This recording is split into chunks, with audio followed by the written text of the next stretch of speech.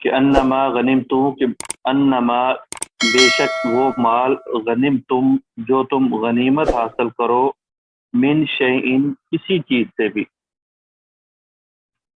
اللہ رب العالمین فرما رہے ہیں کہ جان لو، سیکھ لو یہ کلیہ اور قاعدہ، یہ تقسیم،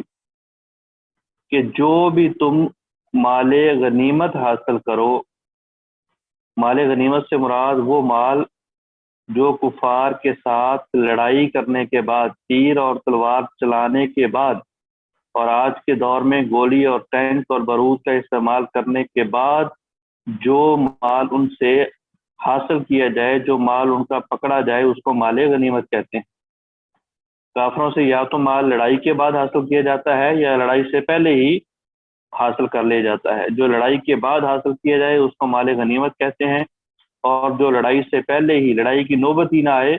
کافروں کا مال مسلمانوں کے قبضے میں آ جائے، بطور جزیہ آ جائے یا بطور اخراج آ جائے، تو اس کو مال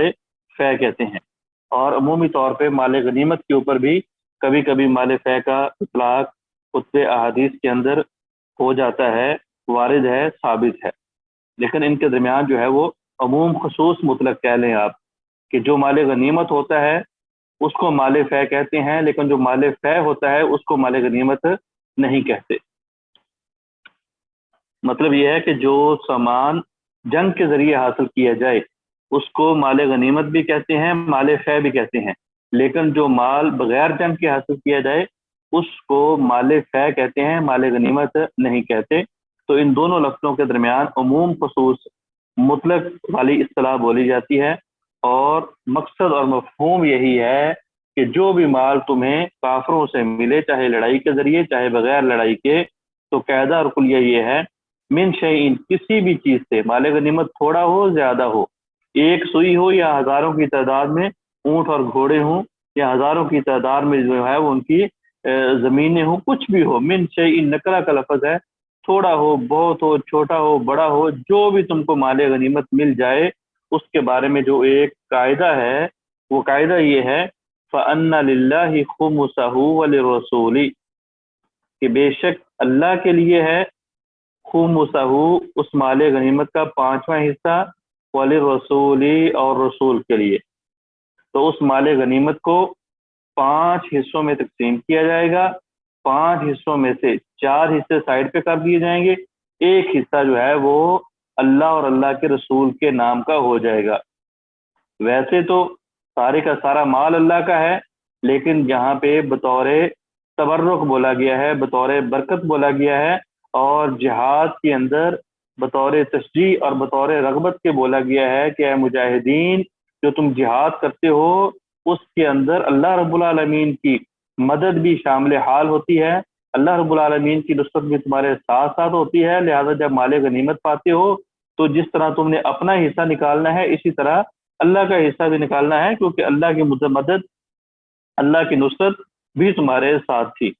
تو فَإِنَّ لِلَّهِ خُمُسَهُ بے شک اللہ کے لیے ہے اس مال غنیمت کا پانچواں حصہ، وَلِلرَّسُولِ اور رسول کے لیے ہے۔ تو مال غنیمت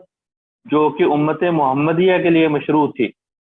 امت محمدیہ کے لیے جائز ہے، اس سے پہلے جتنی بھی امتیں گزری ہیں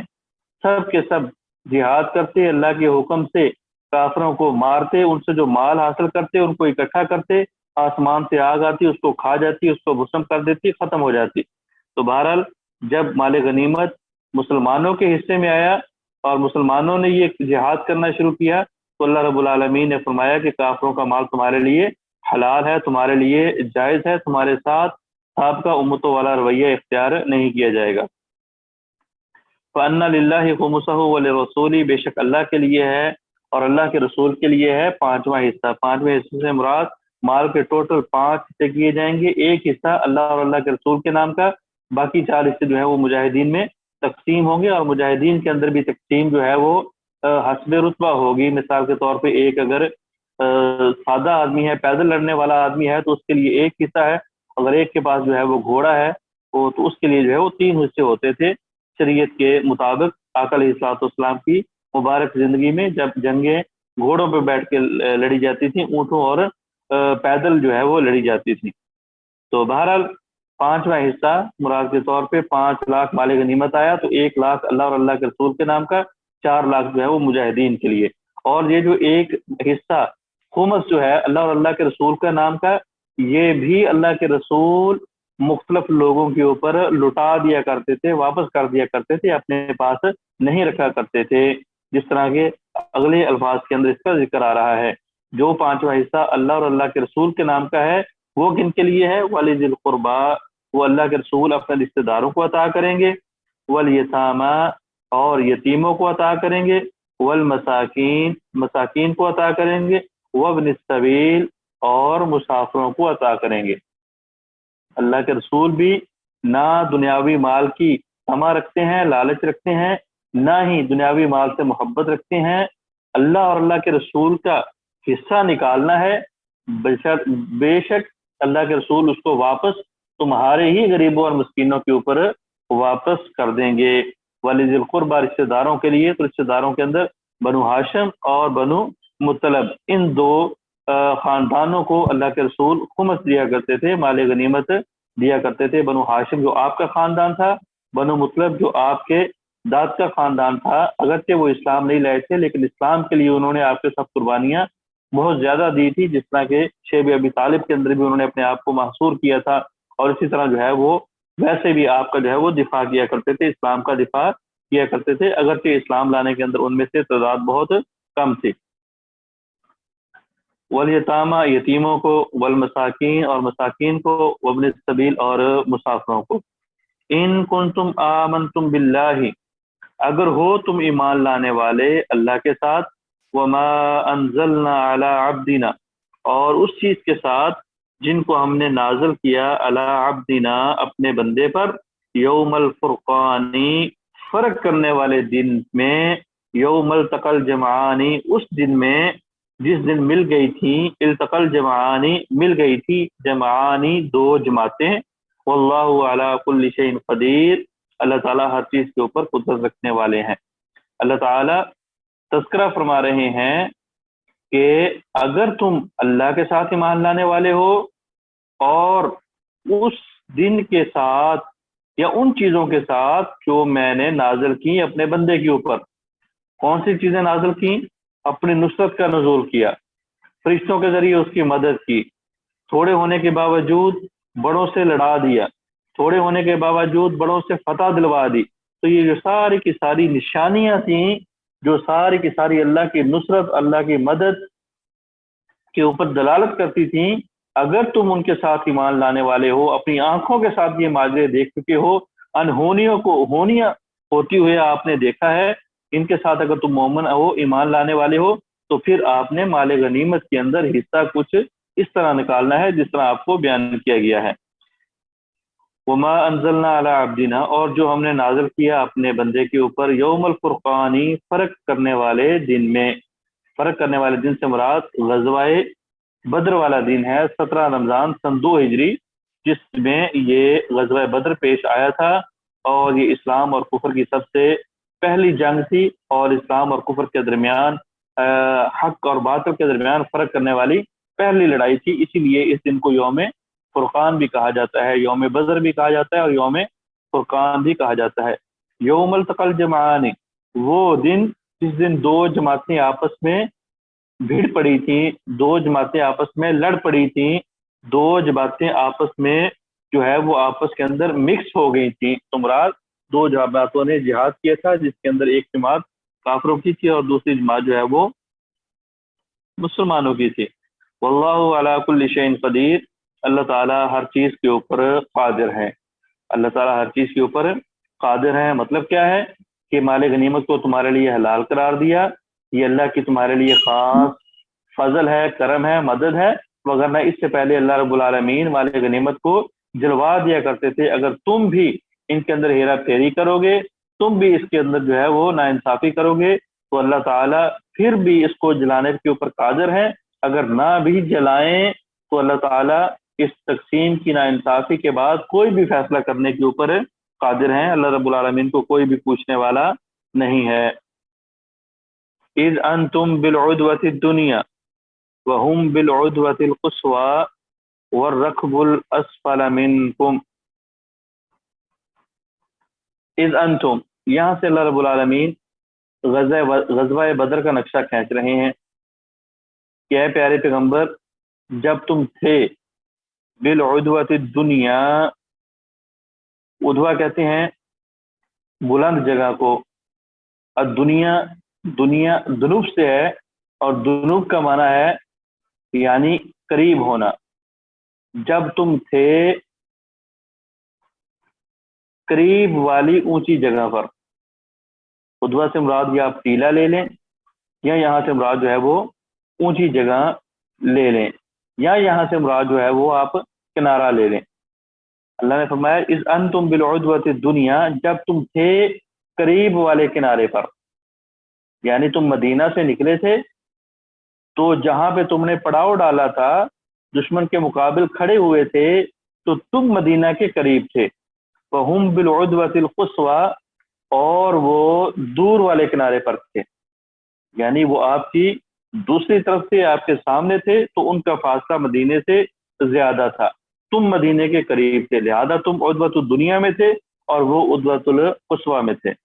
اذ انتم بالعدوۃ الدنیا وہم بالعدوۃ القصویٰ، جب تم تھے قریب والے کنارے میں اور وہ تھے دور والے کنارے میں۔ والرکب اسفل منکم، اور قافلہ نیچے تھا، منکم تم سے، تم بلندی کے اوپر تھے، تمہارے نیچے تمہارے سامنے کافروں کی بیک پہ مکے والی جانب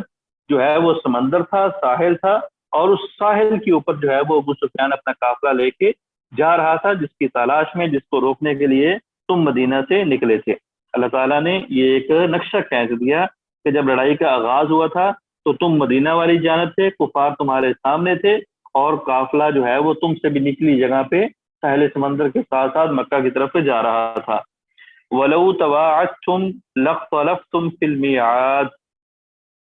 وَلَوْ تَوَاعَدْتُمْ، اور اگر تم مل لیتے، لَاخْتَلَفْتُمْ فِي الْمِيعَادِ، اگر تم وعدے کر لیتے آپس میں، عہد و پیمان کر لیتے، لَاخْتَلَفْتُمْ فِي الْمِيعَادِ، تو تم اختلاف کر لیتے میعاد ملنے میں۔ اللہ رب العالمین نے فرمایا کہ یہ جو میں نے جنگ کا نقشہ کھینچا ہے، یہ جو جنگ کا میں نے ایک ترتیب پروگرام بنایا تھا، یہ تمہارے علم کے بغیر بنایا تھا۔ اگر میں تم کو مہلت دے دیتا، تم کو آپس میں ملنے کا ٹائم دے دیتا، تو ممکن ہے تم آپس میں کسی بات پہ کمپرومائز کر لیتے، لڑائی کو مؤخر کر دیتے، اور اسی طرح جو ہے وہ تعداد وغیرہ کا حساب لگا لیتے، اسلحہ کا حساب لگانا شروع کر دیتے، تو لڑائی متاخر ہو سکتی تھی، لہذا میں نے تم کو ملنے کا موقع ہی نہیں دیا۔ وَلَوْ تَوَاعَدْتُمْ، اور اگر تم آپس میں وعدہ کر لیتے، لَاخْتَلَفْتُمْ فِي الْمِيعَادِ، تو تم جو ہے وہ وقت معین کے بارے میں اختلاف کر بیٹھتے۔ وَلَكِنْ لِيَقْضِيَ اللَّهُ أَمْرًا كَانَ مَفْعُولًا، لیکن اللہ کو ایک کام کرنا ہی تھا، كَانَ مَفْعُولًا، جو کہ مقرر ہو چکا تھا۔ وَلَكِنْ لِيَقْضِيَ اللَّهُ أَمْرًا، ولیکن لیکن لیقضی اللہ، البتہ کرنا تھا اللہ کو، امرن ایسا معاملہ، کان مفعولا، جو کہ ہو چکا تھا، لیہلک من ہلک عن بینۃ ویحیی من حی عن بینۃ۔ اللہ نے یہ معاملہ کیوں کیا؟ تاکہ ایک دم جب لڑائی ہو پتہ چل جائے کہ حق کے اوپر کون ہے، سچ کے اوپر کون ہے، پتہ چل جائے ہلاک ہونے والوں کو کہ ہم تعداد کے اندر زیادہ تھے، طاقت کے اندر زیادہ تھے، اسلحہ کے اندر زیادہ تھے، لیکن مارے گئے، خسارے میں آ گئے، اس لیے واقعتاً ان کے ساتھ اللہ کی مدد اور نصرت ہے۔ اور جان لیں حق کے اوپر مسلمان کہ ہم تھوڑے تھے، نہ ہونے کے برابر تھے، لڑائی بنتی نہیں تھی ہماری، لیکن پھر بھی اللہ نے ہمیں طاقت دی، تو یہ دلالت تھی، دلیل تھی اللہ رب العالمین کی نصرت کی ان کے ساتھ۔ فرمایا وَلَكِنْ لِيَقْضِيَ اللَّهُ أَمْرًا كَانَ مَفْعُولًا، لیکن اللہ کو تو کرنا تھا ایک معاملہ، کان مفعولا، جو کہ طے شدہ تھا، ہو چکا تھا، لیہلک، تاکہ ہلاک ہو، من ہلاکا، جو بھی ہلاک ہو، عن بینۃ، دلیل کے اوپر، ویحیی، اور زندہ رہے، من حی عن بینۃ، جو بھی زندہ رہے، عن بینۃ، دلیل کے اوپر۔ ان اللہ لسمیع علیم، بے شک اللہ رب العالمین سننے والے ہیں، جاننے والے ہیں۔ اذ یریکہم اللہ فی منامک قلیلا، جب کہ دکھلایا تجھ کو ہم وہ لوگ، اللہ نے، فی منامک تیری نیند میں، قلیلا تھوڑے۔ اللہ رب العالمین نے آقا علیہ الصلوۃ والسلام کو خواب کے اندر کافروں کی تعداد تھوڑی دکھلائی۔ وَلَوْ أَرَاكَهُمْ كَثِيرًا، اگر وہ اللہ اراکہم دکھا دیتا کا تم کو، تجھ کو، ہم وہ لوگ، کثیرہ زیادہ، لَفَشِلْتُمْ تو تم پھسل جاتے، تم بزدل ہو جاتے، تم کمزور پڑ جاتے، وَلَتَنَازَعْتُمْ فِي الْأَمْرِ اور البتہ تم جھگڑا کر لیتے، فی الامر معاملے میں، ولیکن اللہ سلم لیکن اللہ تعالیٰ نے اس چیز سے بچائے رکھا، محفوظ رکھا، انہ علیم بذات الصدور کہ بے شک اللہ رب العالمین وہ جاننے والے ہیں، بذات الصدور دلوں کے بھیتوں کو۔ کافروں کی تعداد کا تذکرہ اللہ تعالیٰ نے دو آیات کے اندر کیا، ایک یہ آیت جو ہم نے پڑھی، ایک اس کے بعد آنے والی آیت۔ تو اس آیت کے اندر جو تعداد دکھلائی جا رہی ہے وہ نیند کے اندر دکھلائی جا رہی ہے، اور اگلی آیت کے اندر جو تعداد کا تذکرہ ہو رہا ہے، ذکر ہو رہا ہے، وہ حقیقت کے اندر آمنے سامنے کا ذکر ہو رہا ہے۔ تو بہرحال اللہ رب العالمین نے نبی علیہ الصلوۃ والسلام کو، جب کافروں کو مسلمانوں نے دیکھا نہیں تھا، آقا علیہ الصلوۃ والسلام کو ان کی تعداد کے بارے میں علم نہیں تھا، تو یہ بھی ایک بہت بڑی نشانی ہے، بہت بڑی دلیل ہے، بہت بڑی آیت ہے آقا علیہ الصلوۃ والسلام کے عالم الغیب نہ ہونے کے اوپر، کہ اللہ جو دکھلاتا تھا وہی حق اور سچ ہوتا تھا۔ نبی علیہ الصلوۃ والسلام کو بذات خود اس چیز کا علم نہیں ہوتا تھا۔ نبی علیہ الصلوۃ والسلام کو اس چیز کا جو علم پڑا ہے تو وہ اللہ رب العالمین کے بتلائے ہوئے علم یعنی وحی کے ذریعے پڑا ہے، خواب کے اندر۔ اذ یریکہم اللہ فی منامک قلیلا، جب دکھایا تجھ کو ان لوگوں کو، جب دکھایا تجھ کو ہم وہ لوگ، اللہ نے، فی منامک تیری نیند کے اندر، قلیلا تھوڑے، ولو اراکہم اور اگر وہ دکھا دیتا تجھ کو وہ لوگ، کثیرہ زیادہ، لفشلتم تو تم جو ہے وہ پھسل جاتے، بزدل ہو جاتے، ولا تنازعتم فی المیعاد اور تم جھگڑا کر لیتے آپس کے اندر معاملے میں۔ تو جب آپ کو ان کی اصل تعداد کا پتہ چل جاتا تو ممکن ہے صحابہ کرام آپ کو مشورہ دیتے، آپ کا یہ ذہن بن جاتا ہے کہ ہم ان کے مد مقابل تھوڑے ہیں، تعداد تھوڑی ہے، اسلحہ تھوڑا ہے، طاقت پاور تھوڑی ہے، لہٰذا لڑائی کو مؤخر کر دیتے ہیں، صلح کر لیتے ہیں، پھر ان کے اوپر حملہ کریں گے۔ یہ سارے کے سارے معاملات ہو سکتے تھے، اللہ نے ان ساری کی ساری چیزوں سے بچانا تھا، لہٰذا اللہ نے آپ کو جو ہے وہ بطور رغبت اور بطور حالہ شیری جو ہے وہ آپ کو ان کی تعداد زیادہ دکھلا دی۔ انہ علیم بذات الصدور، اس لیے کہ اللہ تعالیٰ دلوں کے بھیدوں کو جاننے والے ہیں۔ وَإِذْ يُرِيكُمُوهُمْ إِذَا الْتَقَيْتُمْ فِي أَعْيُنِكُمْ قَلِيلًا، جب دکھایا تم کو ہم وہ لوگ، اذا التقیتم جب تم ملے، فی اعینکم تمہاری نظروں میں، قلیلا تھوڑے۔ پچھلی آیت کے اندر اللہ رب العالمین نے ضمیر مفرد کی بولی کیونکہ خواب اکیلے آقا علیہ الصلوۃ والسلام کو آیا تھا، یہاں پہ ضمیر جمع کی بولی کیونکہ سارے لوگ آمنے سامنے تھے، تو لہذا نبی علیہ الصلوۃ والسلام سمیت باقی صحابہ کرام کو بھی اللہ تعالیٰ نے ان کی تعداد تھوڑی کر کے دکھائی۔ وَإِذْ يُرِيكُمُوهُمْ جب دکھایا تم کو ہم وہ لوگ، اذا التقیتم جب تم آپس میں ملے، فی اعینکم تمہاری نظروں میں، قلیلا تھوڑے، وَيُقَلِّلُكُمْ اور کم کر دیا تم کو، فی اعینہم ان کی نظروں میں، تو کم کر دیا تم کو، فی اعینہم ان کی نظروں میں، لیقضی اللہ امرن تاکہ کر گزرے اللہ تعالیٰ وہ معاملہ، کان مفعولا جو کہ ہو چکا ہے، وَإِلَى اللَّهِ تُرْجَعُ الْأُمُورُ اور اللہ کی طرف سے ہے تمام سے تمام معاملات کو لوٹ کے جانا۔ اللہ تعالیٰ نے جب صفیں بن گئیں تو پھر کیا کیا، کافروں کو مسلمان تھوڑے دکھائے، مسلمان تو بیچارے پہلے ہی تھوڑے تھے، لیکن بہرحال کافر بزدل تھے، ممکن ہے وہ 313 کی تعداد کو دیکھتے تو ان کے جو ہے وہ حوصلے پست ہو جاتے، پیچھے ہٹنا شروع ہو جاتے، لہذا اللہ تعالیٰ نے 313 کو بھی مختصر کر دیا ان کی نظروں میں، تاکہ جو ہے وہ پورے جوش اور جذبے کے ساتھ آئیں اور یہ سمجھے کہ تو مسئلہ ہی کوئی نہیں ہے، 1000 کے مقابلے میں 313 تھوڑے سے لوگ ہیں، ایک ہی جتھے میں ان کا کام کر دیں گے۔ بہرحال یہ لڑائی حق و باطل کی، یہ یہ فرقان لڑائی ہو کے ہی رہنی تھی، تو اس لیے اللہ تعالیٰ نے اس معاملے کو بڑے ہی جو ہے وہ خوبصورت انداز کے ساتھ اور بڑی حکمت کے ساتھ تھوڑی اور بہت کروا کے اس کو آپس میں لڑوا دیا۔ یا ایھا الذین آمنوا اذا لقیتم فئۃ فاثبتوا واذکروا اللہ کثیرا لعلکم تفلحون۔ یہاں پہ اللہ رب العالمین ابھی جہاد کرنے کے اصول بتا رہے ہیں، لڑائی کرنے کے اصول بتا رہے ہیں۔ فرمایا اے ایمان والو، اذا لقیتم فئۃ، جب تم ملو کسی گروپ کو، فاثبتوا، ثابت قدم رہو، واذکروا اللہ کثیرا، اور اللہ کا ذکر کرو بہت زیادہ،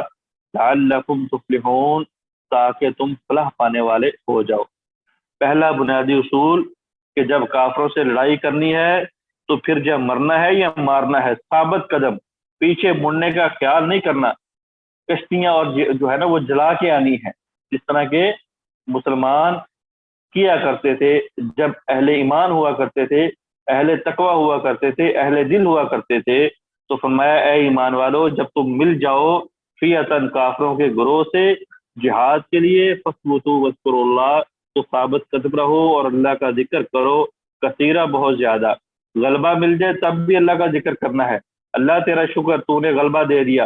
اور اگر شکست کا سامنا کرنا پڑ جائے تو پھر بھی اللہ کا ذکر کرنا ہے کہ یا اللہ تو ہی تو ہے، کوئی بات نہیں، تیری طرف سے اس کے اندر کوئی حکمت ہوگی، یا اللہ ہمیں ان کے خلاف جو ہے وہ فتح دے دے۔ وَاذْكُرُوا اللَّهَ كَثِيرًا، لڑائی کے اندر ہتھیاروں کے علاوہ جو سب سے بڑا ہتھیار مسلمان کے پاس ہونا چاہیے وہ ایمان کے بعد، تقوی کے بعد، وہ اللہ کا ذکر ہونا چاہیے، کیونکہ اللہ کا ذکر کرنے سے دل مضبوط ہوتے ہیں، اللہ کا ذکر کرنے سے دل جو ہے وہ شاد آباد ہوتے ہیں، اور اللہ کا ذکر جب ہوگا، دل شاد و آباد ہوگا، پورے کا پورا جسم مینٹلی طور پہ کام کرے گا، تو اس وقت پھر اللہ رب العالمین ضرور بضرور جو ہے وہ انسانوں کو، مسلمانوں کو، مومنوں کو جہاد میں فتح دیں گے، لعلکم تفلحون، تاکہ تم فلاح پا جاؤ۔ اللہ کا ذکر کرنے سے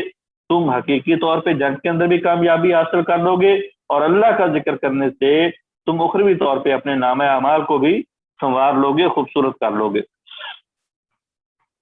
وَأَطِیعُوا اللَّهَ وَرَسُولَهُ، دوسرا اصول کہ اطاعت کرو اللہ کی اور اللہ کے رسول کی۔ وَلَا تَنَازَعُوا، اور آپس میں اختلاف نہ کرو۔ فَتَفْشَلُوا، اگر تم آپس میں اختلاف کرو گے، فَتَفْشَلُوا، تو پھسل جاؤ گے، وَتَذْهَبَ رِيحُكُمْ، اور تمہاری ہوا نکل جائے گی، وَاصْبِرُوا، اور صبر کرو، إِنَّ اللَّهَ مَعَ الصَّابِرِينَ، بے شک اللہ رب العالمین صبر کرنے والوں کے ساتھ ہیں۔ اللہ اور اللہ کے رسول کی اطاعت کرنی ہے، کس کے اندر؟ جنگ کے اندر۔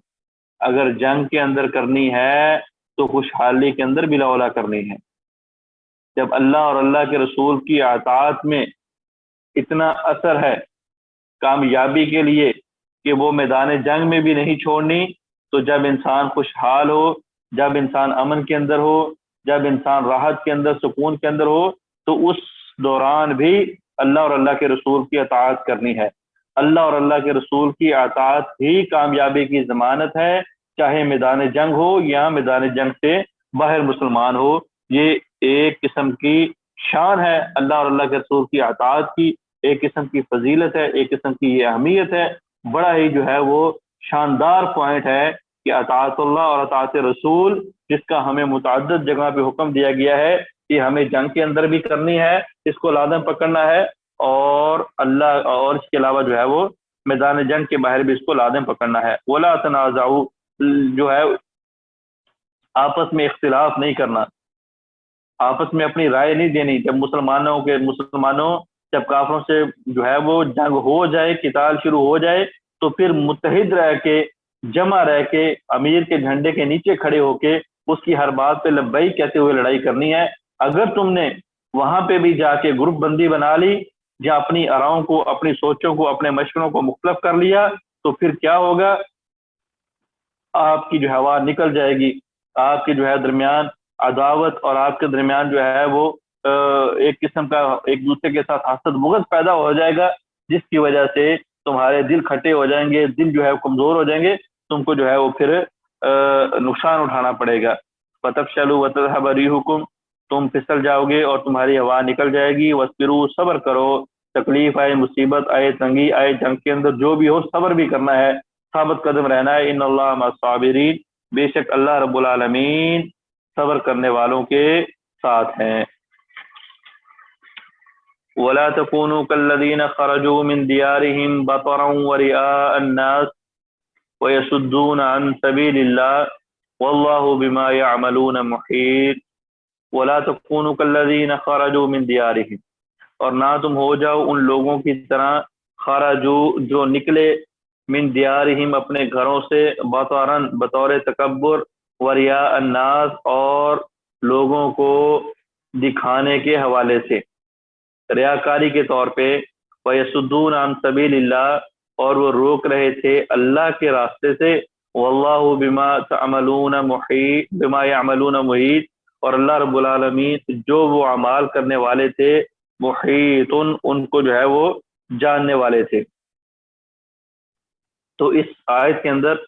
اللہ رب العالمین نے کافروں کی مثال مسلمانوں کے سامنے رکھی ہے کہ جس طرح کافر لوگ مشرکین مکہ سے نکلے ہیں تو بڑے تکبر کے ساتھ نکلے ہیں، بڑے غرور کے ساتھ نکلے ہیں، بڑے فخر کے ساتھ نکلے ہیں کہ ہم تو مسلمانوں کو ایک چٹکی کے اندر، پہلے ہی حملے کے اندر ختم کر دیں گے۔ وریا الناس اور ریاکاری کے لیے نکلے ہیں، لوگوں کو دکھلانے کے لیے نکلے ہیں کہ ہم بڑے بہادر ہیں، ہم جو ہے وہ مسلمانوں کا کلا کما کرنے کے لیے جا رہے ہیں۔ اے مسلمانوں، تم نے یہ دونوں کام نہیں کرنے، جہاد کے اندر نہ ہی ریاکاری کرنی ہے اور جہاد کے اندر نہ ہی تکبر کرنا ہے اور نہ ہی تم نے فخر کرنا ہے۔ وَيَصُدُّونَ عَن سَبِيلِ اللَّهِ اور وہ روکتے تھے لوگوں کو اللہ کے راستے سے۔ وَاللَّهُ بِمَا يَعْمَلُونَ مُحِيطٌ بے شک اللہ تعالیٰ جو بھی وہ عمل کرتے تھے، اعمال کرتے تھے، محیط اس کا گھیراؤ کرنے والے ہیں، اس کو جاننے والے ہیں، اس کو جو ہے وہ لپیٹنے والے ہیں۔ تو بہرحال اس آیت کے اندر منع کیا گیا ہے ریاکاری سے، تکبر سے، غرور سے۔ جہاد کرنا ہے تو اللہ پہ توکل کرتے ہوئے، اللہ پہ بھروسہ کرتے ہوئے اور اللہ کے اوپر اپنی ساری کی ساری ڈوریاں ڈالتے ہوئے۔ وَإِذْ زَيَّنَ لَهُمُ الشَّيْطَانُ أَعْمَالَهُمْ اور جب مزین کر دیا ان کے لیے شیطان نے، اعمالهم ان کے اعمال کو، وقال لا غالب لكم اليوم من الناس نہیں ہے غلبہ آج کے دن تمہارے اوپر لوگوں میں سے کسی کے پاس بھی، وانی جار لکم اور بے شک میں تمہارا مددگار ہوں، تمہارا پڑوسی ہوں۔ فلما تراءت الفئتان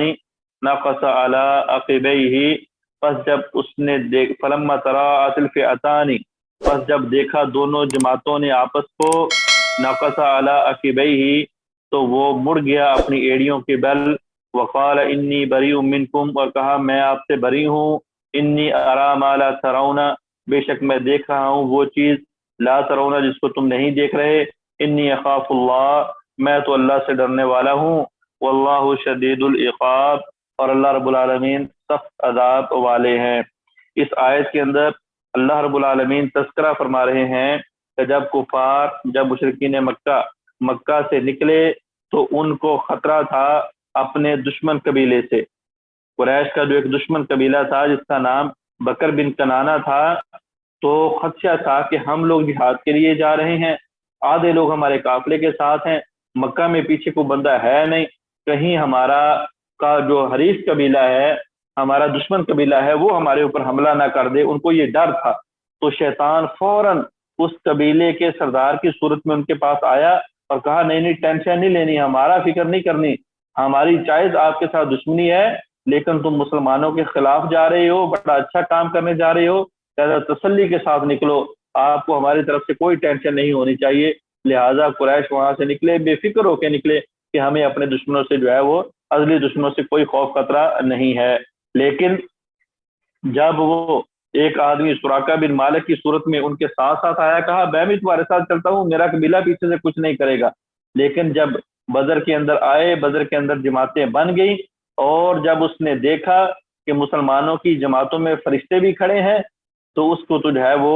اپنی جان کی بن گئی، فوراً پلٹا اور کہا کہ میں تم سے بری ہوں، اس لیے کہ بے وقوفو پاگلو تمہیں پتہ ہی نہیں کہ تم کن سے لڑائی کرنے والے ہو، وہ چیز جو میں دیکھ رہا ہوں تم کو وہ نظر آنے والی نہیں، لہذا جو ہے وہ میری طرف سے سلوٹ ہے، میں واپس جا رہا ہوں۔ انی اخاف اللہ میں اللہ سے ڈرنے والا ہوں، میں ان کا مقابلہ نہیں کر سکتا۔ واللہ شدید العقاب، تو اللہ تعالیٰ سخت عذاب والے ہیں۔ اذ یقول المنافقون والذین فی قلوبہم، اور جب کہا منافقون نے، والذین فی قلوبہم، اور وہ لوگ جن کے دلوں کے اندر مرض بیماری تھی، غر ہؤلاء دینہم، دھوکے میں ڈال دیا ہے ان کو ان کے دین نے، ومن یتوکل علی اللہ، اور جو کہ توکل کرے گا اللہ کے اوپر، فإن اللہ عزیز الحکیم، بے شک اللہ تعالیٰ غالب حکمت والے ہیں۔ اذ یقول المنافقون، جب کہا منافقون نے، جب جنگ بدر کا آغاز ہوا، منافق تو ہے ہی ہے، منافق تو تھے ہی تھے، انہوں نے تو یہ بات کہنی تھی کہ نعوذ باللہ مسلمانوں کا دماغ خراب ہو گیا ہے، کہاں کافر، کہاں مشرکین مکہ، کہاں جو ہے وہ قریش، اور کہاں وہ ہزاروں کی تعداد میں، اور کہاں پہ یہ جو سینکڑوں کی تعداد میں، کہاں جو ہے وہ زمانے کے امیر ترین، اور کہاں یہ جو ہے وہ زمانے کے غریب ترین، ان کا آپس کے اندر جوڑ ہی نہیں ہے، کیا ہو گیا ہے ان کا جو ہے نا وہ ان کے دین نے دھوکے کے اندر ڈال دیا ہے۔ منافقین کا تو یہ قول تھا ہی تھا، تو ساتھ میں کہا ان لوگوں نے جن کے دلوں میں بیماری تھی۔ یہاں سے مراد کیا ہے، غور کرنا، یہاں سے مراد تین قسم کے لوگ ہو سکتے ہیں۔ یا تو وہ مسلمان جو ابتدائی مسلمان تھے اور ابھی تک ان کا توکل اور ابھی تک ان کا تقوی اتنا ٹائٹ نہیں ہوا تھا، انہوں نے بھی جو ہے وہ شیطان کے شکنجے میں آ کے یا شیطان کی باتوں میں آ کے یا عام ایک اپنے انسانی ذہن کے مطابق یہ بات کہہ دی کہ ہمارا جوڑ تو نہیں بنتا لڑائی کا، پھر پتہ نہیں یہ مسلمان جو بڑے ہیں کیوں آگے آگے ہو رہے ہیں، ہمیں تو اس چیز کی سمجھ نہیں آتی، ان کو ان کے دین نے دھوکے کے اندر ڈال دیا ہے۔ یا یہاں سے مراد کافر لوگ ہیں، کافروں نے کہا کہ 313 تھوڑے سے لوگ ہمارے سامنے آگے ہیں لڑنے کے لیے، لگتا ہے ان کو ان کے دین نے دھوکے میں ڈال دیا ہے۔ یا پھر تیسرے نمبر پہ جو یہود تھے واپس مدینہ میں بیٹھے ہوئے تھے، انہوں نے کہا کہ یہ مسلمان کن سے لڑائی کرنے کے لیے جا رہے ہیں، ان کا ان کے ساتھ کوئی جوڑ ہی نہیں ہے، لگتا ہے کہ ان کو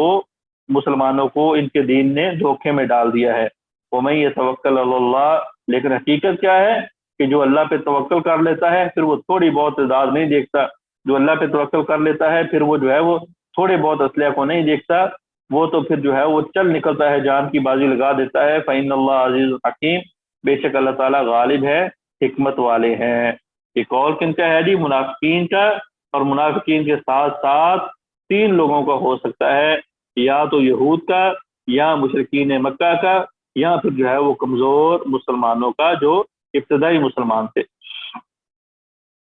وَلَوْ تَرَىٰ إِذْ يَتَوَفَّى الَّذِينَ كَفَرُوا الْمَلَائِكَةُ يَضْرِبُونَ وُجُوهَهُمْ وَأَدْبَارَهُمْ وَذُوقُوا عَذَابَ الْحَرِيقِ۔ وَلَوْ تَرَىٰ،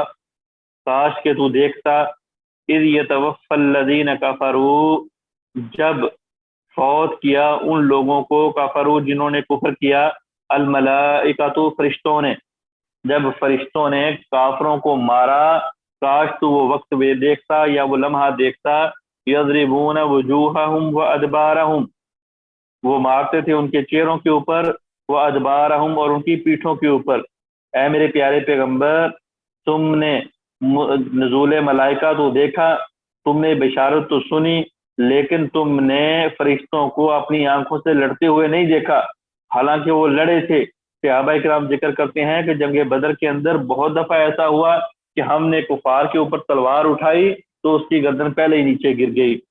ہم نے اس کی طرف نیزہ کھینچا تو وہ پہلے ہی جو ہے وہ سینے میں درد کی وجہ سے یا سینے پہ ہاتھ رکھتے ہوئے وہ گھوڑے سے گرا اور مر گیا۔ تو یہ اللہ کی نصرت تھی، مسلمان ابھی ارادہ کرتے تھے، اللہ کے فرشتے ان کو قتل کر دیتے تھے، کافروں کو مسلمانوں کے قتل کرنے سے پہلے۔ فرمایا کاش کہ تو دیکھتا اس وقت فرشتوں کو لڑتے ہوئے۔ دو معنی ہیں اس کے، پہلا معنی یہ ہے کہ کاش تو لڑائی کے اندر فرشتوں کو لڑتے ہوئے دیکھتا جب وہ کافروں کے منہ کے اوپر مارتے تھے، تو کافروں کے منہ کے اوپر تلوار مارتے تھے، کافر پیچھے بھاگنے لگتے تھے تو وہ پیچھے سے ان کی پشتوں کے اوپر وار کر دیتے تھے۔ وذوقوا عذاب الحریق، اور ایسے کافر کہ وہ چکھیں جہنم کے عذاب کو، یعنی فرشتے کہتے تھے کہ ذوقوا عذاب الحریق، چکھو تم جہنم کے عذاب کو۔ یہاں سے مراد میدان جنگ کا واقعہ ہے، یا پھر یہاں سے مراد جو ہے وہ عام موت کا ذکر ہے۔ جب کافر کی موت آتی ہے تو فرشتے ان کے منہ کے اوپر بھی مارتے ہیں اور ان کی پشتوں کے اوپر بھی مارتے ہیں اور بطور ان کو تانا یہ بھی کہتے ہیں کہ چلو اب جہنم کی طرف، جہنم ہی تمہارا ٹھکانا ہے، چلو جا کے جو ہے وہ جہنم کے عذاب کو چکھو۔ ذالک بما قدمت ایدیکم، ذالک بما قدمت ایدیکم، یہ سارے کا سارا معاملہ بوجہ قدمت ایدیکم، جو پیش کیا تمہارے ہاتھوں نے، وَأَنَّ اللَّهَ لَيْسَ بِظَلَّامٍ لِّلْعَبِيدِ، اور بے شک اللہ رب العالمین نہیں ہیں ظلم کرنے والے اپنے بندوں کے اوپر۔ مسلمانوں، یہ جو اونچ نیچ معاملات میں ہو جاتی ہے، تنگی سختی اللہ کی طرف سے آ جاتی ہے، یہ تمہارے اعمال کی وجہ سے ہے۔ اس میں اللہ کا کوئی ظلم نہیں ہے، اس میں اللہ کا کوئی جو ہے وہ آپ کے اوپر زیادتی والا معاملہ نہیں ہے، بلکہ اللہ رب العالمین تو بڑے عادل ہے، عدل کو پسند کرتے ہیں، حکیم ہیں، خبیر ہیں، عزیز ہیں، ساری کی ساری اللہ میرے اللہ کی صفات ہیں۔ لیکن یہ جو تمہارے اوپر تمہارے گھروں کے اندر اجمالی طور پہ یا مجموعی طور پہ جو حالات تنگ ہو جاتے ہیں، تو یہ اللہ کی طرف سے پکڑ ہے تمہارے اوپر تمہارے اعمال کی وجہ سے، اس لیے کہ اللہ تو اپنے بندوں کے ساتھ ظلم نہیں کرتے، اللہ تو غفور ہے، غافر ہے، غفار ہے، اللہ تو رحمان اور رحیم ہے۔ کدأب آل فرعون، مانند آل فرعون کی عادات کے، والذین من قبلہم، اور ان لوگوں کی عادات کے جو ان سے پہلے تھے، کفروا، جنہوں نے کفر کیا، بآیات اللہ، اللہ کی نشانیوں کے ساتھ، فاخذہم اللہ بذنوبہم، اللہ نے پکڑا ان کو ان کے گناہوں کی وجہ سے، ان اللہ قوی شدید العقاب، بے شک اللہ رب العالمین قوی ہیں، مضبوط ہیں، شدید العقاب، سخت عذاب والے ہیں۔ یہ تمہارے ساتھ معاملہ بھی بعین ہی اسی طرح ہے جس طرح آل فرعون یا آل فرعون سے پہلے جماعتیں تھیں، انہوں نے اللہ کی بغاوتیں کی، انہوں نے اللہ کے ساتھ سرکشی کی، جس طرح اللہ نے ان کو ان کے اعمال کی وجہ سے ان کو قتل کر دیا، اسی طرح اے قریشیو، اے مشرکین مکہ، تم کو بھی اللہ نے تمہارے اعمال کی وجہ سے ہلاک کیا، اور اے مسلمانوں، جو تمہارے اوپر پریشانیاں آتی ہیں وہ بھی تمہارے اعمال کی وجہ سے آتی ہیں، لہٰذا سدھر جاؤ، سدھار لو اپنے اعمال کو، کہیں ایسا نہ ہو سابقہ قوموں کی طرح تمہیں بھی جو ہے وہ عذاب میں مبتلا کر دیا جائے، لہذا اپنے اعمال کی فکر کرو۔ ذالک بأن اللہ، آگے اللہ رب العالمین ایک سنہری اصول بیان کر رہے ہیں، ذالک بأن اللہ لم یکن مغیرا نعمتا انعمها على قوم حتى یغیروا ما بانفسهم، یہ اس وجہ سے کہ اللہ تعالیٰ نہیں ہے تبدیل کرنے والے نعمت کو، وہ نعمت جس کو اس نے انعام کیا قوم کے اوپر، حتیٰ یغیروا ما بانفسهم، حتیٰ کہ وہ تبدیل کر لیں اس نعمت کو اپنے نفسوں میں، وان اللہ سمیع علیم، بے شک اللہ رب العالمین تو سننے والے ہیں، جاننے والے ہیں۔ اس لیے اللہ رب العالمین جو بھی معاملہ کرتے ہیں تمہاری طلب کے مطابق کرتے ہیں، تمہاری خواہش کے مطابق کرتے ہیں، اور تمہارے اعمال کو دیکھتے ہوئے کرتے ہیں، حالانکہ اللہ کرتے تو انعام ہے، جب انعام کو عذاب میں بدل دیتے ہیں تو مطلب تمہارے اعمال کی وجہ سے ہے، تمہارے اعمال جو ہیں وہ آڑے آ گئے ہیں۔ بنی اسرائیل کے اوپر مثال لے لیں، اللہ نے من سلوا کا نزول کیا تھا، اس کے بعد جو ہے اگر ان کو ککڑیاں ملی ہیں، ان کو سبزیاں ملی ہیں، ان کو پیاز ملے ہیں، تو وہ ان کے اعمال کی وجہ سے ملے ہیں، ان کی طلب کی وجہ سے ملے ہیں۔ اس لیے اللہ رب العالمین اپنے بندوں کے اوپر ظلم کرنے والے نہیں، بلکہ اللہ تو انصاف کرنے والے ہیں۔ کدأب آل فرعون والذین من قبلہم کذبوا بآیات ربہم، مانند آل فرعون کی عادات کے اور ان لوگوں کے جو ان سے پہلے تھے، انہوں نے جھٹلایا اللہ کی آیات کو، فأہلکناہم، ہم نے ہلاک کر دیا ان کو، بذنوبہم، ان کے گناہوں کے وجہ سے، وأغرقنا آل فرعون، اور ہم نے غرق کر دیا آل فرعون کو، وکل کانوا ظالمین، یہ سارے کے سارے ظالم لوگ تھے۔ مثالیں تمہارے سامنے آل فرعون کی بھی موجود ہے، آل فرعون سے پہلے بھی جو آل لوط گزری ہے، آل نوح گزری ہے، آل ہود گزری ہے، یہ ساری کی ساری قومیں آپ کے سامنے موجود ہیں، سیمپل موجود ہے، اپنے اعمال کی وجہ سے برباد ہوئے ہیں۔ ان شر الدواب عند اللہ الذین کفروا فہم لا یؤمنون، بے شک جانداروں میں سے، ان شر الدواب، بے شک جانداروں میں سے، دواب کا لفظ یہ انسانوں کے اوپر بھی بولا جاتا ہے اور جانوروں کے اوپر بھی بولا جاتا ہے۔ ہر وہ چیز جو جاندار ہے، سانس لیتی ہے، آکسیجن لیتی ہے، کاربن ڈائی آکسائڈ چھوڑتی ہے، اس کو دواب کہتے ہیں۔ ان شر الدواب، بے شک مطلب جو آکسیجن لیتی ہے، گیس لیتی ہے، گیس چھوڑتی ہے، اگر اس کے اندر اختلاف ہے کون سی چیز کون سی گیس لیتی ہے کون سی چھوڑتی ہے، بہرحال جاندار چیز کو دواب کہتے ہیں۔ اور یہاں پہ مراد جو ہے وہ دواب سے جانور لیے گئے ہیں کہ بے شک جانوروں میں سے سب سے زیادہ برے اللہ کے ہاں وہ لوگ ہیں کافرون جنہوں نے کفر کیا، فہم لا یؤمنون، پس وہ ایمان لانے والے نہیں ہیں۔ جانور جن کی کوئی ویلیو ہی نہیں، جن کی کوئی حیثیت نہیں، ان میں بھی سب سے برے جانور اللہ کے ہاں وہ ہیں جو اللہ کے ساتھ ایمان لانے والے نہیں ہیں۔ کافروں کو جانوروں سے تشبیہ دی، انسانوں کی جس سے نکال کے، انسانوں کے گروہ سے نکال کے، اور پھر جانوروں میں بھی ان کو برے قرار دیا اس لیے کہ وہ اللہ کے ساتھ ایمان لانے والے نہیں ہیں۔ الذین عاہدت منہم ثم ینقضون عہدہم فی کل مرۃ وہم لا یتقون، وہ کافر لوگ کہ الذین عاہدت منہم کہ تو نے معاہدہ کیا ان کے ساتھ، ثم ینقضون عہدہم پھر وہ توڑ لیتے ہیں اپنے وعدوں کو، فی کل مرۃ ہر مرتبہ، وہم لا یتقون اور وہ اللہ سے ڈرنے والے نہیں ہیں۔ یہ جو ہے وہ اللہ رب العالمین مشرکین مکہ کی مثال بیان کر رہے ہیں، ان کی ایک خصلت کا ذکر کر رہے ہیں کہ ان کے ساتھ جو ہے وہ مختلف قسم کے معاہدے ہوئے، ان کے ساتھ جو ہے وہ مختلف قسم کے عہد و پیمان ہوئے، لیکن ہر مرتبہ یہ عہد و پیمان توڑ لیا کرتے تھے۔ اور یہاں سے مراد جو ہے وہ بنو قریظہ ہے، جو یہودیوں کا گروہ تھا مکہ مدینہ کے اندر، جو حلیف تھے مسلمانوں کے، حلیف تھے کہ ہم آپ کے ساتھ ہیں، آپ ہمارے خلاف نہیں لڑو گے، ہم آپ کے خلاف نہیں لڑیں گے، آپ ہمارے دشمنوں کا ساتھ نہیں دو گے، ہم آپ کے دشمنوں کا ساتھ نہیں دو گے۔ لیکن جب جنگ بدر کا موقع آیا تو انہوں نے کسی نہ کسی طریقے سے ان کی مدد کی، تو اللہ رب العالمین نے ان کے فیصلہ یہاں پہ فرما دیا الذین عاہدت منہم کہ بے شک وہ لوگ آپ نے عہد کیا تھا ان سے، ثم ینقضون عہدہم پھر وہ توڑ دیتے ہیں اپنے عہد کو، اپنے وعدوں کو، فی کل مرۃ ہر مرتبہ، فہم لا یتقون اور وہ اللہ سے ڈرنے والے نہیں ہیں۔ فإما تثقفنهم في الحرب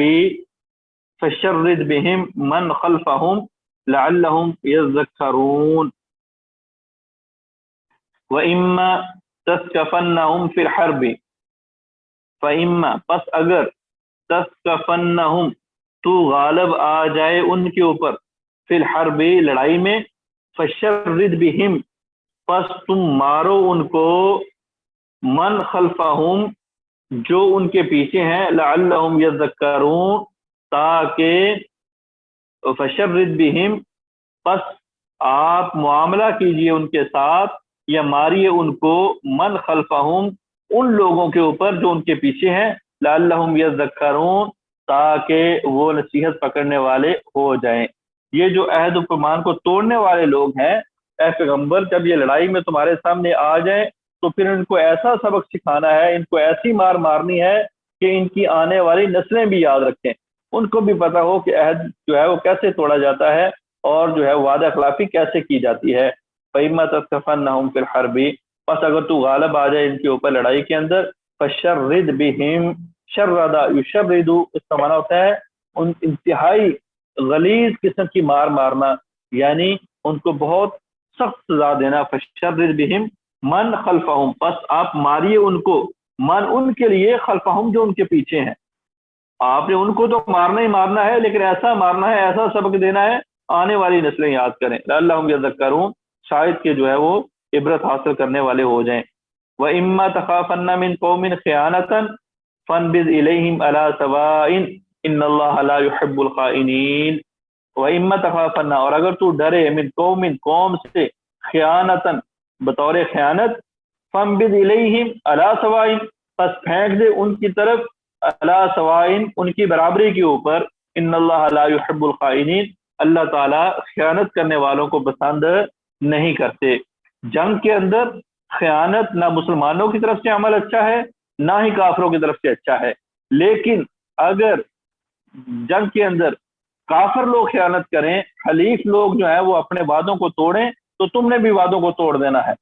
یہ نہیں کہ انہوں نے وعدے کو توڑ دیا، آپ جو ہے وہ اپنے وعدے کو یاد رکھ کے آپ جو ہے وہ ان کے سامنے اپنے ہاتھ بچھاتے جاؤ، ان کے سامنے پلکے بچھاتے جاؤ اور وہ آپ کے اوپر چڑھتے آ جائیں، نہیں، ایسا نہیں ہے۔ وعدہ توڑنا نہیں ہے، غلط بات ہے، لیکن اگر وہ وعدہ توڑ دیں تو پھر تم نے بھی توڑ دینا ہے، سر یہاں پھر ان کو جو ہے وہ دشمن سمجھ کے ان سے مقابلہ کرنا ہے۔ وَلَا يَحْسَبَنَّ الَّذِينَ كَفَرُوا سَبَقُوا إِنَّهُمْ لَا يُعْجِزُونَ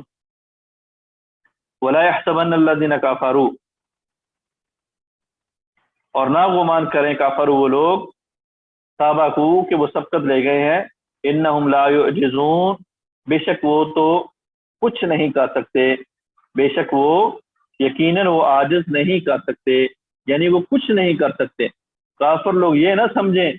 کہ کسی مقام پہ کسی جگہ پہ ہم نے ان کو دھوکہ دے دیا، ان کو ہم نے مات دے دی، لہذا ہماری وجہ سے ان کا نقصان ہو جائے گا، ہم نے ان کے ساتھ جنگ نہیں کی، ہم نے ان کو جو ہے وہ ان کے عہد و پیمان کو توڑا، لہذا ان کو نقصان ہو جائے گا، یہ بھی نہیں ہو سکتا۔ اور کافر لوگ یہ بھی نہ سمجھے کہ ہم مسلمانوں کے مقابلے آ کے ان کو کچھ بگاڑ سکیں گے، یہ تو عاجز ہیں، یہ کچھ نہیں کر سکتے۔ ولا يحسبن الذين كفروا سبقوا، اور نہ گمان کریں وہ لوگ کافر جنہوں نے کفر کیا، سبقوا کہ وہ سبقت لے گئے ہیں، وہ بھاگ نکلے ہیں، انہم لا يعجزون بے شک وہ عاجز نہیں کر سکتے، بے شک وہ جو ہے وہ بے سہارا نہیں کر سکتے۔ وَأَعِدُّوا لَهُم مَّا اسْتَطَعْتُم مِّن قُوَّةٍ، اور تم تیار رکھو ان کے لیے جو تم طاقت رکھو، من قوت قوت سے، اور تیار رکھو لہم ان کے لیے مستطعتم جو تم استطاعت رکھتے ہو، من قوت طاقت سے، یعنی کفار کے ساتھ لڑائی کرنے کے لیے ہمہ وقت اپنی صلاحیت، اپنی پوزیشن اور اپنی تیاری مکمل رکھو، کسی بھی لمحے ان سے اگر لڑائی ہو جائے تو تمہیں پریشانی کا سامنا نہ کرنا پڑے۔ یہ حکم تھا جب جنگیں تیروں اور تلواروں سے لڑی جاتی تھیں کہ اپنے تیر اور تلوار ریڈی رکھو، گھوڑے ریڈی رکھو، اور یہ حکم ہے آج کے دور میں کافروں کے خلاف کہ اپنی جو ہے وہ گنیں، اپنی توپیں، اپنے جو ہے وہ ٹینک، اپنے جہاز، اپنا اسلحہ بارود کافروں کے لیے ریڈی رکھو، تیار رکھو۔ وَمِن رِبَاطِ الْخَيْلِ، اور گھوڑوں کے تیار رکھنے سے، ترہبون بہ عدو اللہ کہ تم ڈراتے ہو اس کے ساتھ اللہ کے دشمنوں کو، وعدوکم اپنے دشمنوں کو، وآخرین من دونہم اور ان کو جو ان کے علاوہ ہیں، لا تعلمونہم تم نہیں ان کو جانتے، اللہ یعلمہم اللہ ان کو جانتا ہے، وما تنفقوا من شیء فی سبیل اللہ اور جو تم خرچ کرو اللہ کے راستے میں، یوفی الیکم وہ پورا پورا دیا جائے گا تم کو، وانتم لا تظلمون اور تمہارے اوپر ظلم نہیں کیا جائے گا۔ مطلب یہ ہے کہ مسلمانوں اپنے آپ کو جہاد کے لیے تیار رکھو، اپنا اسلحہ، اپنی پاور، اپنی طاقت بالکل ریڈی رکھو، اور اس کے ذریعے اللہ اور اللہ کے دشمنوں کو ڈراؤ، اپنے دشمنوں کو ڈراؤ۔ تم نہیں جانتے، اللہ یعلمہم اللہ جانتا ہے ان کو، تم نہیں جانتے، تمہاری صرف اتنی تیاری سے کافر لوگ اتنے بزدل ہیں، مشرکین اتنے بزدل ہیں، صرف تمہاری تیاری پکڑنے سے تمہارے اوپر حملہ نہیں کریں گے، کیونکہ اللہ رب العالمین ان کے دلوں کو جانتے ہیں، ان کی بزدلی کو جانتے ہیں۔ وما تنفقوا من شیء فی سبیل اللہ اور ساتھ ساتھ اللہ کے راستے میں جہاد کے لیے خرچ بھی کرتے رہا کرو، کیونکہ جو تم خرچ کرو گے ایسا نہیں ہے کہ اس سے تم کو خسارہ ملنے والا ہے، یوفی الیکم تو پورے کا پورا دیا جائے گا تم کو، دنیا میں بھی اور آخرت میں بھی اس کا رزلٹ، اس کا نتیجہ، اس کا بدلہ پورا پورا دیا جائے گا۔ وانتم لا تظلمون اور تمہارے اوپر ظلم نہیں کیا جائے گا۔ تو یہیں پہ ہم جو ہے وہ اپنے سبق کو روک لیتے ہیں، کل یہیں سے انشاءاللہ دوبارہ سبق کا آغاز کیا جائے گا۔ کسی کے پاس کوئی سوال ہے تو وہ پوچھ سکتا ہے۔ السلام علیکم شیخ، یہ وعلیکم جنگوں کا وقت کس طرح سے طے کیا جاتا ہے؟ جی، جنگ کی جگہ اور وقت کس طرح سے طے کیا جاتا تھا؟ یہ ڈائریکٹ حملہ ہوتا تھا یا پھر جنگ کا وقت اور تعین کس طرح ہوتی تھی؟ جو جنگ بدر ہوئی تھی اس کے اندر اللہ رب العالمین نے مہلت ہی نہیں دی تھی کسی بھی قسم کی، اچانک آنن فانن جنگ ہوئی تھی، جب صفیں بن گئی تھی تو اس کے بعد پھر جو ہے وہ رولز رکھے گئے تھے، اس کے بعد قوانین رکھے گئے تھے، اس کے بعد دعوت مبادرت دی گئی تھی۔ پہلے 3 جو ہے وہ صحابی دشمنوں کے مقابلے میں نکلے تھے، اس کے بعد جنگ ہوئی تھی۔ لیکن یہ جو بہرحال آگے اگلے آیات کے اندر تذکرہ آ رہا ہے کہ کافروں کے ساتھ آپ نے امن کا پیغام بھی دینا ہے، اگر بغیر لڑائی کی لڑائی جو ہے نا وہ اچھی چیز نہیں ہے۔ حدیث کے اندر آقا علیہ الصلوۃ والسلام نے لڑائی سے جو ہے لڑائی کی خواہش کرنے سے منع کیا، لڑائی کی پہل کرنے سے منع کیا، کیونکہ لڑائی کے اندر بربادیاں ہیں۔ لیکن اگر کافر لوگ آ جائیں، حملہ کر دیں تو پھر اس کے بعد پیچھے نہیں ہٹنا، بلکہ ان کے ساتھ جو ہے وہ لڑائی کرنی ہے۔ اور یہ جو رہا غزوہ بدر والا معاملہ، تو یہ تو اللہ رب العالمین نے فرق کرنا تھا حق اور باطل کے درمیان، کفر اور اسلام کے درمیان، اس لیے اللہ رب العالمین نے یہ لڑائی آنن فانن کروائی بغیر کسی کو علم ہوئے۔ پتہ سب چلا، جب پتہ چلا کہ جو ہے نا وہ مسلمان بھی لڑائی کے لیے تیار ہے اور کافر لوگ بھی لڑائی کے لیے ریڈی ہو کے آ گئے ہیں. اس کے بعد پھر جو ہے وہ سب بندی ہوئی, اس کے بعد جو ہے وہ دعوت مبادرت وغیرہ دی گئی. ہر ایک شیخ دوسرا سوال یہ تھا تھوڑا سا مال غنیمت کے بارے میں آپ وہاں میں تقسیم کے بارے میں جو بتا رہے تھے ذرا پھر سے ایک بار سمجھائیں. مال غنیمت کے بارے میں یہ ہے کہ لڑائی کرنے کے بعد جو بھی مال ملے گا چھوٹے سے لے کے بڑا وہ سارے کا سارا ایک جگہ پہ اکٹھا کیا جائے گا اور پھر اس کے 5 حصے کیے جائیں گے. پھر اس کے